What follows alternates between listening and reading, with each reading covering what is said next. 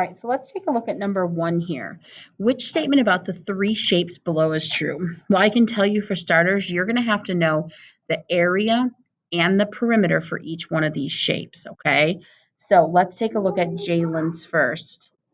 If the length is 8 here, the length is also going to be 8 here, okay? And if the width is 4, the width is also going to be 4 here. So in order to find the perimeter of Jalen's rectangle, I would have to add 8 plus 8 plus 4 plus 4. And that would give me the perimeter. And in order to find the area of Jalen's rectangle, I would have to multiply the length and the width. So I would have to do 8 times 4 to get the area. And that would tell me the perimeter and the area of Jalen's rectangle. You're going to have to do the same thing for Sam's and for Katie's. So for Sam's, if this is 10, what do you think this is going to be? 10. And if this is 2, what's this going to be? 2. So to find the perimeter of Sam's, you're going to have 10 plus 10 plus 2 plus 2 for the perimeter. And for the area, you're going to have the length 10 times the width 2, which equals your area. You're going to have to do the same thing for Katie's. And then once you have the perimeter and the area for each of these rectangles, you're going to have to decide which one of these makes the most sense. Moving on. Question 2. Okay, it says, what is the perimeter of the shape below? Well, if you look here, this is not an even shape. So whenever you see something like this, you need to split it into 2 even shapes. And the easiest way to do that would be to draw a line just like this.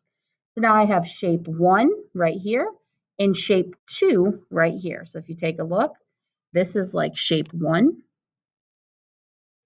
And then this is like shape 2.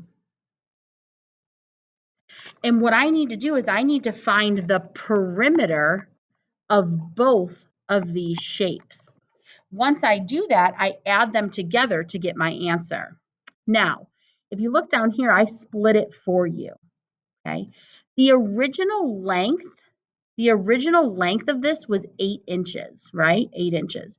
But when I split it here, okay, if this is 2, what's this side going to be? 2, which is exactly what you see right here and right here. And if this is 6 right here, this length, what do you think this length, remember that 8's gone, what do you think this length is going to be over here? It's also going to be 6, which is what you see right here, 6 and 6, okay? And if this is 3 right here, what do you think this is going to be? Yep, that'll be 3 too. So you see 3 and 3. Okay, and if this is 5 right here, what do you think this whole length's going to be here? It's also going to be 5. So you need to find the perimeter of this first shape by adding 5, 5, 2, and 2.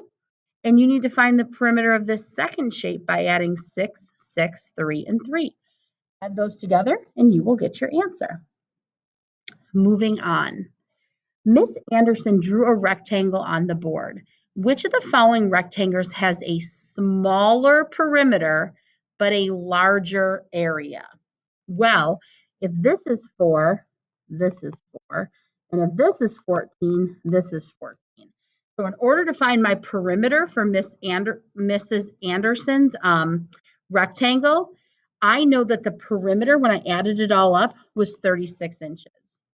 And I knew that the area, 14 times 4, was 56 inches. I am looking for a rectangle that has a smaller perimeter than Miss Anderson's, but a larger area. So you're going to have to find the perimeter and the area for A, B, C, and D. And you need to find the one that has a perimeter less than 36, but an area greater than 56. Last question. Which of the following scenarios would require you to find the perimeter of a shape? Remember, perimeter goes around. Area is in the middle. Perimeter is all around. So which one of those is going to show how to go around something? Alrighty.